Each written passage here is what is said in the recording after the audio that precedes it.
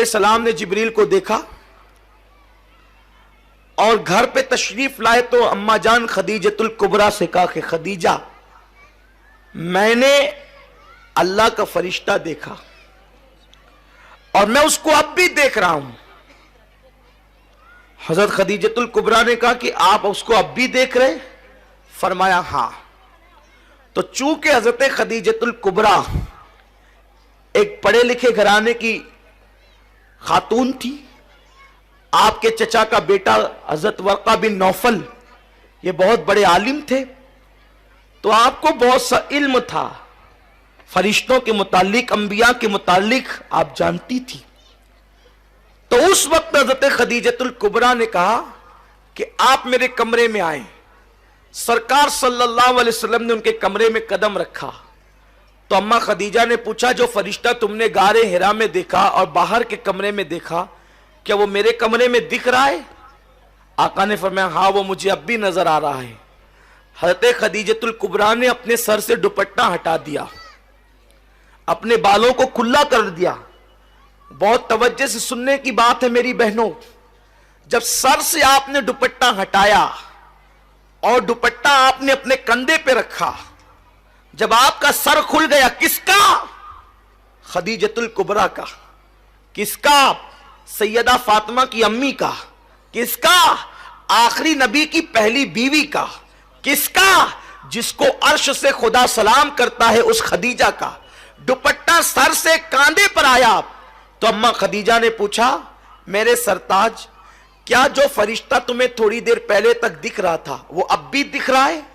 सरकार ने फरमाया, खदीजा नहीं, अब वो फरिश्ता मुझे नजर नहीं आ रहा है, अब वो फरिश्ते को मैं नहीं देख रहा हूं। जनाबे खदीजा ने कहा, मुबारक हो, जो फरिश्ता जनाबे मूसा के पास आता था, जो फरिश्ता जनाबे इब्राहिम के पास आता था, वही फरिश्ता आपके पास भी आया। आपके पास कोई शैतान नहीं आया। सरकार सल्लल्लाहु अलैहि वसल्लम से उन्होंने ये क्यों अर्ज किया? क्योंकि खदीजा का ये मानना था कि औरत के सर पे जब तक दुपट्टा रहता है वहीं तक रहमत का फरिश्ता मौजूद रहता है। जब औरत अपने सर से दुपट्टा हटा ले तो रहमत का फरिश्ता वहां से चला जाता है। अब आप मुझे बताएं, जब नबी के घर में, सैयदुल अंबिया के घर में औरत के सर से दुपट्टा हट जाए तो वहां से रहमत के फरिश्ते चले जाते हैं, तो हमारे घर में औरतें जो खुले सर फिरती है, खुले सर खाना पकाती है, खुले सर अल्लाह अकबर सारे काम अंजाम देती है, फिर रहमत के फरिश्ते हमारे घर में कैसे आएंगे? जब नबी के घर से सर से दुपट्टा हटने पर फरिश्ते चले जाते हैं तो हमारे घर में फरिश्ते कैसे आएंगे? और जब रहमत के फरिश्ते आएंगे नहीं तो अल्लाह की रहमत कैसे आएगी? फिर आप रो रही हैं, मेरा शौहर इतनी मेहनत करता है, कमाता है, बरकत नहीं होती। बरकत क्यों होगी? बेबरकती तो तेरी वजह से है।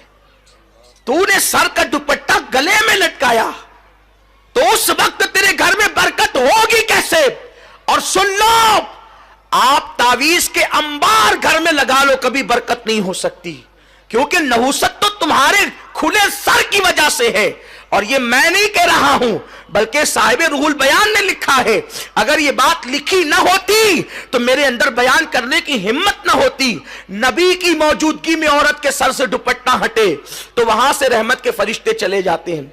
तुम्हें पता है, ऐ खातूने जन्नत की कनीजो, जिस वक्त इब्राहिम अलैहिस्सलाम को आग में डाला जा रहा था, इब्राहिम अलैहिस्सलाम को आग में डाला जा रहा था, तो आग में डालने का तरीका क्या था?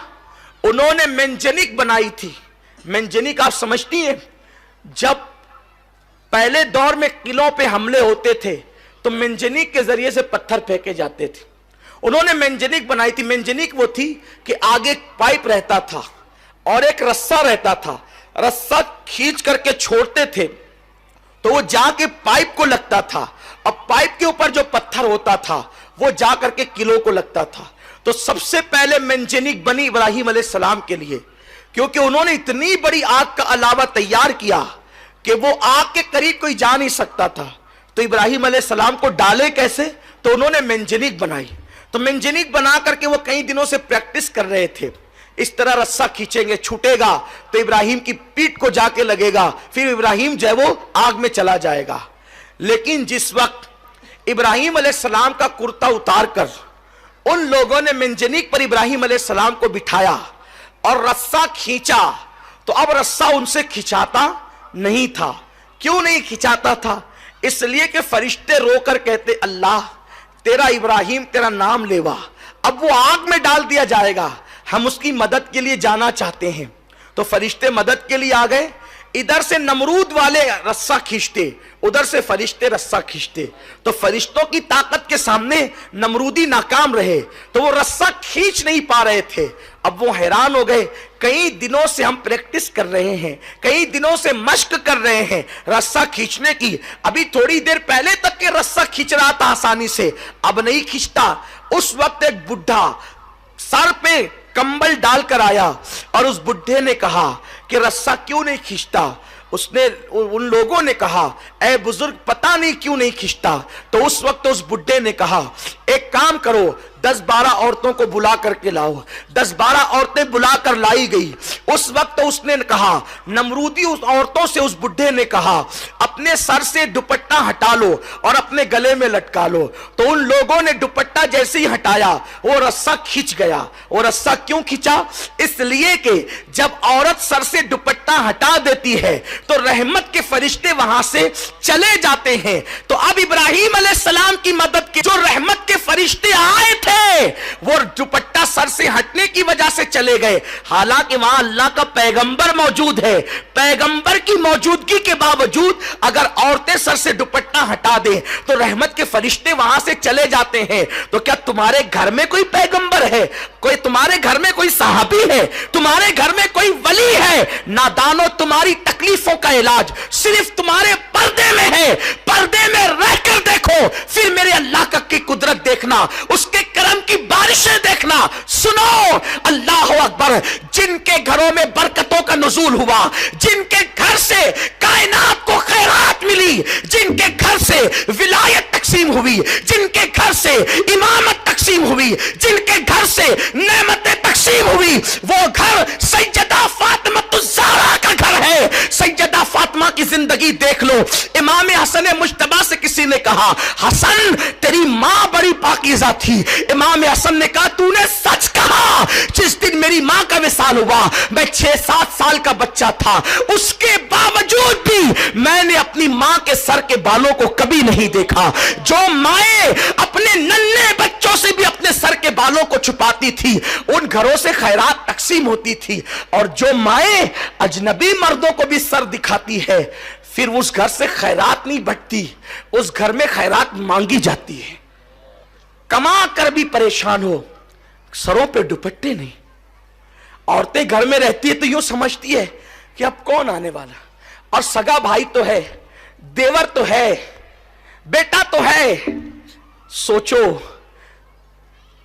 क्या देवर से पर्दा फर्ज नहीं? क्या बहनों से पर्दा फर्ज नहीं?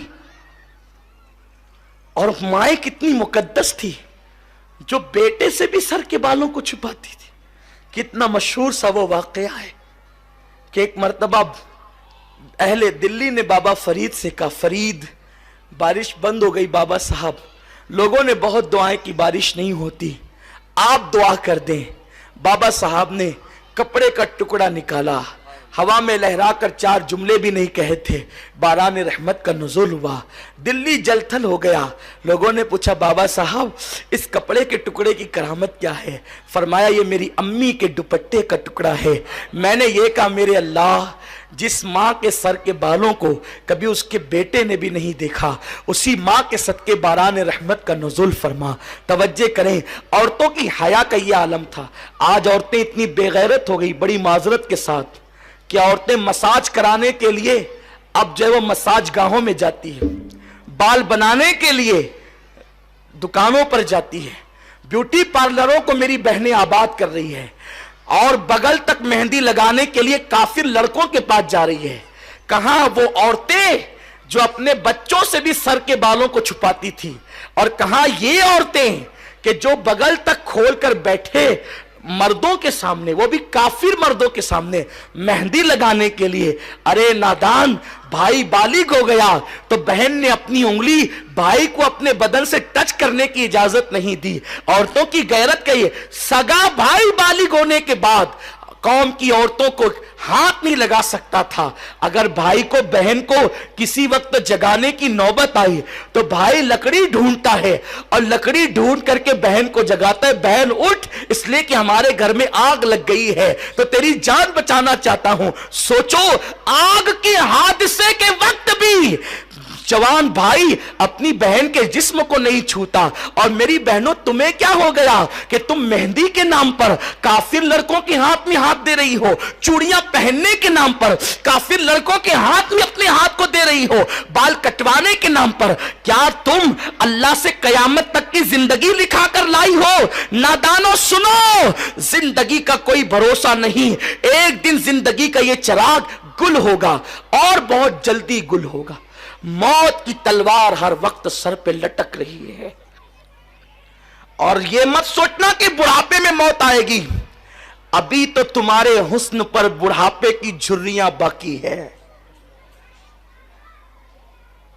सूरज हर वक्त सर पर नहीं रहता, सूरज भी थोड़े देर के बाद गुरूब होता है। मेरी बहन, जब सूरज का शबाब ढल जाता है तो तेरा शबाब कितने दिन तक रहेगा? गुल मुस्कुराकर मुरझा जाते हैं तो तेरा हुस्न कितने दिन तक मुस्कुराएगा? अपने हुस्न का गलत इस्तेमाल करके अल्लाह को नाराज करने वाली मेरी बहन, आज आ सुन्नी दावत इस्लामी के इस इज्तिमा में सच्ची तौबा कर ले। अल्लाह तुझे भी वक्त की राबिया बसरी बना देगा। आप सच्ची तौबा कर ले, अल्लाह तुझे भी नफीसा मिस्री बना देगा। आ सच्ची तौबा कर ले, अल्लाह तुझे भी अपने वक्त की उम्मुल जब्बार बना देगा। आ सच्ची तौबा कर ले, अल्लाह तुझे अपने वक्त की उम्मुल खैर बना देगा। आ सच्ची तौबा कर ले, अल्लाह तुझे अपने वक्त की उम्मुल वरा बना देगा। आ सच्ची तौबा कर ले, तू भी सैयदा ज़ैनब की कलेश बन जाएगी। सकीना तेरी जिंदगी पर नाज करेगी, सैयदा फातिमा को तुझ पर नाज होगा। आ सच्ची तौबा कर ले, ये दुनिया जी लगाने की जगह नहीं, ये दुनिया खत्म होगी, बहुत जल्द खत्म होगी। तूने अपनी मां का जनाजा उठते देखा, अपनी दादी का जनाजा उठते देखा, अपनी नानी का जनाजा उठते देखा, तूने कितनी औरतों का जनाजा उठते देखा, अपनी पड़ोसनों का जनाजा उठते देखा। मेरी बहन का तू इबरत हासिल नहीं करती, एक दिन तेरा भी जनाजा उठेगा, एक दिन तेरा भी जनाजा उठेगा और तेरे साथ कोई ना जाएगा, ना तेरा शौहर, ना तेरे बच्चे, ना तेरी सहेली, न तेरा माल, न तेरा मनाल। आजा आजा मेरी बहन, अल्लाह की रहमत की तरफ आ, रब की रहमत की तरफ रुजू कर। बस जाते जाते इतना जरूर कहूंगा, अगर कोई सच्ची तौबा कर ले तो अल्लाह तबारक व ताला उसको बख्श देता है। ये मगरिब का वक्त तौबा की कबूलियत का टाइम है और तुम खुशनसीब हो, अभी थोड़ी देर में वो शख्सियत आने वाली है जिस शख्सियत के हाथों पर अंग्रेजों ने तौबा की, बिगड़े हुए लोगों ने तौबा की। यानी हमारे कायब मोहतरम हुजूर अमीर सुन्नी दावत इस्लामी तशरीफ लाएंगे। और याद रखना, यूं ही तौबा करो तो भी कबूल, लेकिन किसी अल्लाह वाले के हाथ में तौबा करो तो जल्दी कबूल होती है। तो हजरत तशरीफ लाएंगे और आप लोगों को हजरत मुरीद करेंगे, दाखिल सिलसिला करेंगे। तो आप हजरत के हाथ पर तौबा करें, गौस पाक के वसीले से तौबा करें। 11वीं शरीफ का महीना भी चल रहा है, आप सब मुरीद हो जाएं, सच्ची तौबा करें, अल्लाह आपकी तौबा कबूल करेगा। बस अपनी गुफ्तगू खत्म करते हुए एक बात अर्ज करता हूं और खत्म करता हूं कि सच्ची तौबा किस मंजिल पर पहुंचाती। कभी कभी तौबा कराने वाला वही रह जाता है, तौबा करने वाले आगे बढ़ जाते। हां, हजरत जुन्नून मिस्री रहमतुल्लाह ताला अलैह फरमाते हैं कि मैं दरिया की सैर को गया तो मैंने देखा एक लड़की अपने फ्रेंड के साथ, जिसके साथ वो नाजायज मोहब्बत करती थी, उसके साथ आई। उनके पास सितार था, सितार समझते होंगे जिस पर लोग म्यूजिक बजाते हैं, सितार था, शराब की सुराही थी और खाने पीने की चीजें। सुन्नून मिस्री बड़े खूबसूरत थे, जब वो दोनों शराब पीने लगे और खाने लगे और सितार बजाने लगे, तो सामने जुन्नून को बैठा हुआ देखकर उस लड़की ने कहा, ए शख्स, ले तू भी जाम पी ले और हमारे साथ मस्ती में शरीक हो जा। तो हज़रत जुन्नून मिस्री ने कहा, ये नापाक शराब की मुझे जरूरत नहीं, अल्लाह ने मेरे लिए इससे बेहतर इंतजाम जन्नत में कर रखा है। शराबन तहूरा, वो पाकीज़ा शराब है, इसे पियो तो नशा होता है, उसको पियो तो इश्क़े खुदा व रसूल का नशा बढ़ता चला जाता है, इसको पियो तो इंसान डोलता है, उसे पियो तो डोलने वाला संभल जाता है, इसको पियो तो इंसान गिर जाता है, उसको गिरा हुआ पिए तो उठ जाता है। उसकी बड़ी बात है जिसे कुरान शराबन तहूरा कहता है। सैयद अमीन आपका